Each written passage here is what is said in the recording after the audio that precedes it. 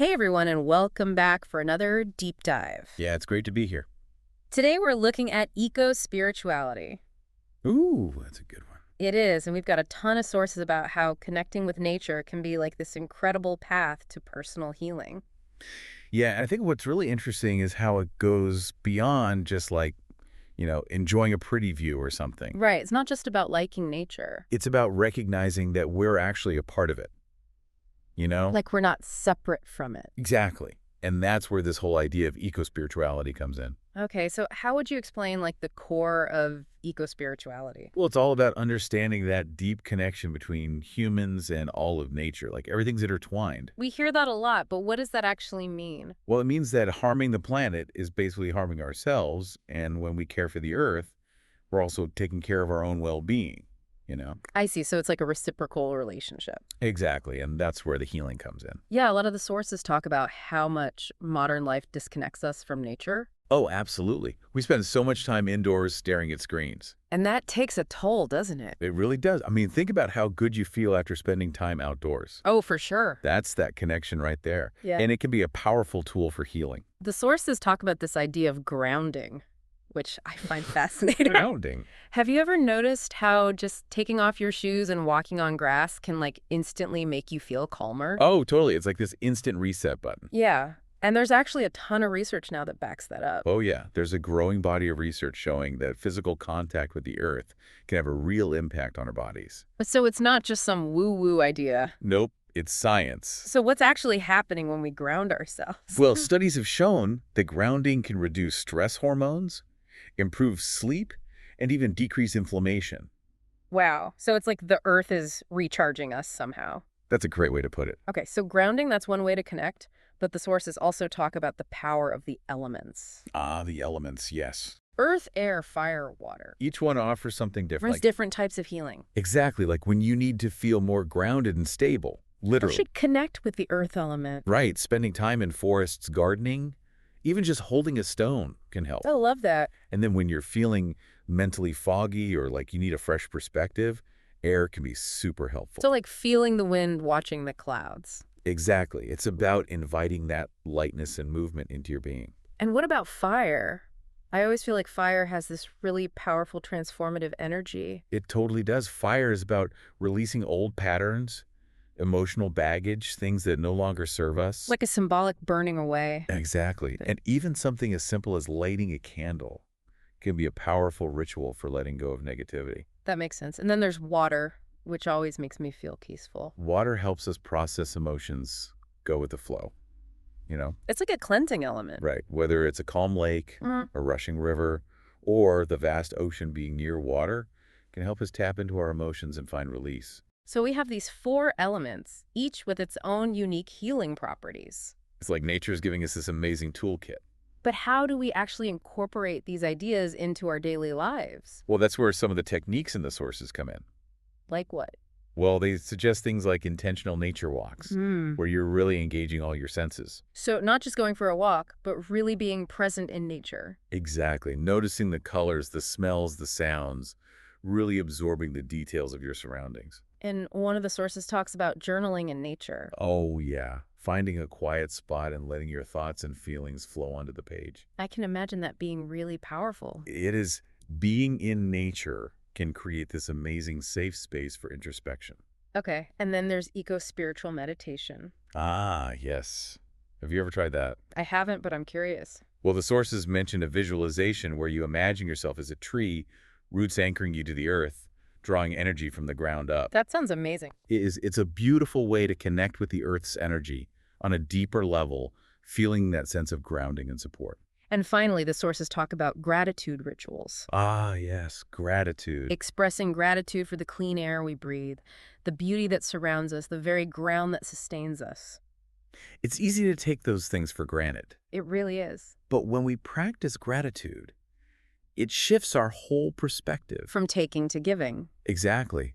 It's about fostering a reciprocal relationship with the earth, acknowledging that we're not just takers, but also givers. Recognizing that connection and our responsibility to care for the planet. Exactly, and that shift in perspective can be incredibly healing in itself. It allows us to move from a place of fear or scarcity to a place of gratitude and abundance. And that's a powerful place to be. So we've talked about grounding the elements, mindful nature walks, journaling, gratitude rituals. It's amazing how much wisdom and healing potential the earth offers. It really is. Before we continue, I'd love to hear what's resonating with you so far. Yeah, what's standing out for you? What's sparking your curiosity? We'll be back in a bit to explore these ideas further. Don't go anywhere. So we've been talking about all these different ways to connect with nature and tap into its healing power. Yeah, and it's amazing how many different approaches there are. It really is. And as we explore these ideas, it's clear that eco-spirituality goes beyond just personal well-being. Right, it's not just about us feeling better. Exactly. It invites us to expand our circle of compassion to include all living beings. That makes sense if we truly believe in this interconnectedness. Then caring for the planet becomes an extension of caring for ourselves and each other. It's all connected. Exactly. And that's where this beautiful concept of reciprocity comes into play. Reciprocity. Yeah, giving back to nature instead of just taking. So how do we actually practice that? Well, the sources mention some simple but powerful ways. Like what kind of things? Things like leaving an offering of water or flowers for the earth, or even just expressing gratitude to the trees and plants around us. Just saying thank you. Yeah, it sounds simple, but it's about shifting our mindset from entitlement to one of gratitude and respect. Recognizing that the earth gives us so much. Exactly. Clean air, fresh water, nourishment, beauty. And that we have a responsibility to honor and protect those gifts. Absolutely. Speaking of honoring the earth, the sources also talk about the role of rituals and ceremonies in eco-spirituality. Rituals, yes. It seems like they can be a really powerful way to deepen our connection with nature. The rituals help us mark significant moments in our lives, Like transitions or milestones. Exactly. Moments of grief or celebration. And they connect us to the rhythms of the earth. Right, like creating a nature altar in your home or garden. Oh, that's a nice idea. Yeah, or performing a ceremony to honor the changing seasons Acknowledging those natural cycles. of life and death, growth and renewal. It's beautiful. It is, and these rituals don't have to be complicated. It's more about the intention. Exactly, the conscious act of connecting with nature on a deeper, more spiritual level. And when we approach nature with that kind of reverence. We often find that it responds in kind. What do you mean? Well, we might experience a sense of peace or clarity. Or a surge of creative inspiration. Exactly, or even a profound feeling of interconnectedness with all living beings. It's like opening ourselves up to a whole new level of awareness. And understanding. Yeah. And that's how eco-spirituality can become a catalyst for personal transformation. So it's not just about feeling good in nature. It's about using that connection to inspire positive change. In ourselves and the world around us. Right. Eco-spirituality calls us to become stewards of the earth.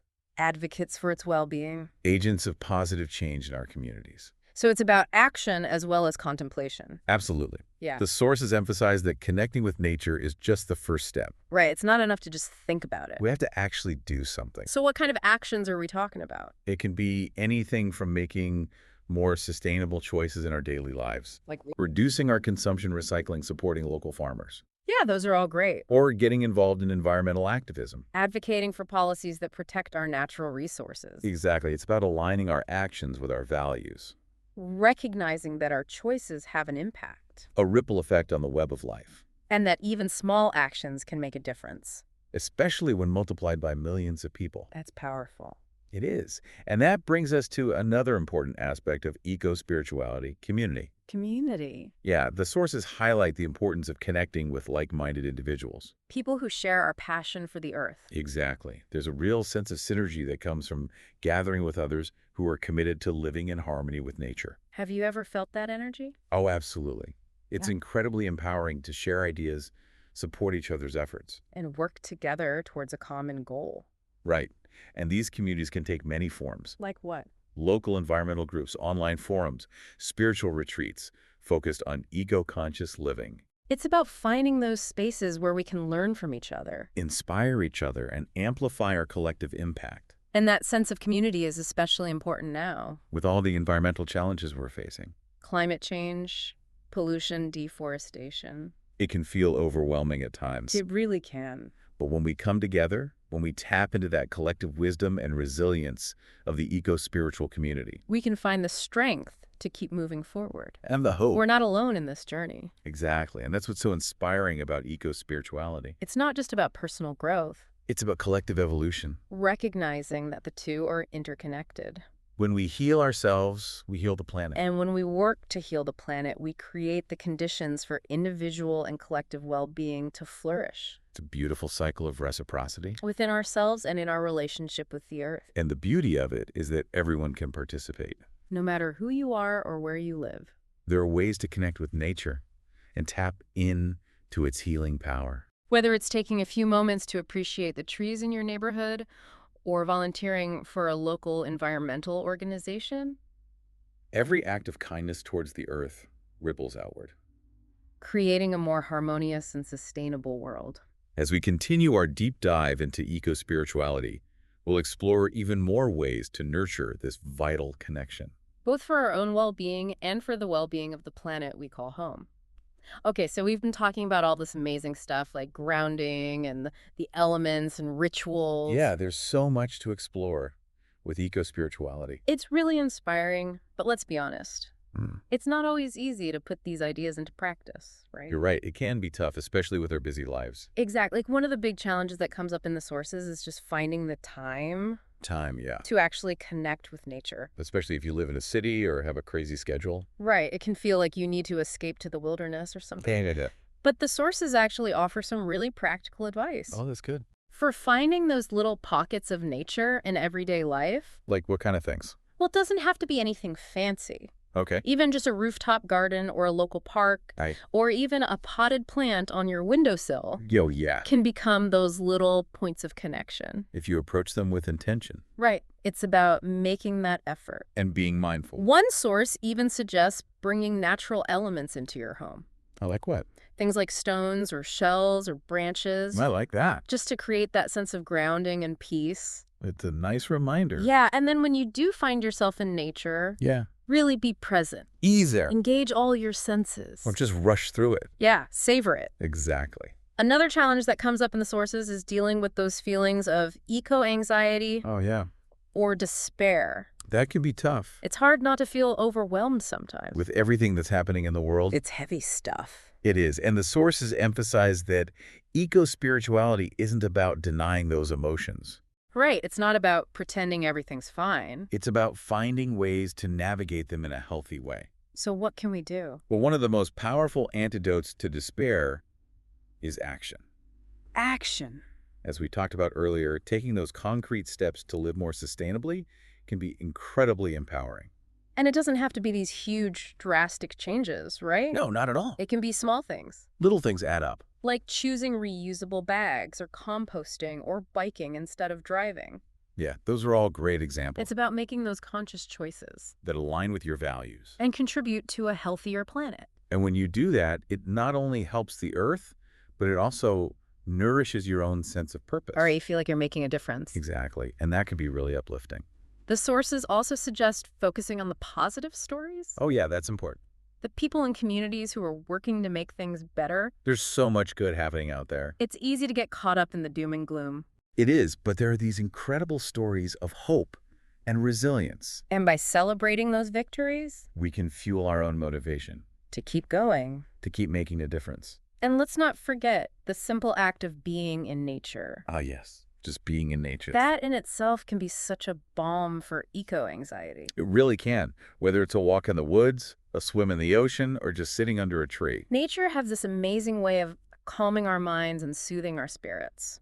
It helps us tap into a sense of perspective. Reminds us that we're part of something much bigger than ourselves. And that even in the face of challenges, life goes on. It's a beautiful reminder. It is. Well, we've covered a lot of ground in this deep dive. We have from the basic principles of eco-spirituality to the challenges we face. But just like emerging from a deep dive in the ocean. Ah, I like that analogy. The real journey begins when we take what we've learned and integrate it into our lives. It's about putting it into practice. Making those changes. Big or small. So if there's one key takeaway from all of this, it's that our connection with nature isn't a luxury. It's essential For our well-being and for the health of the planet.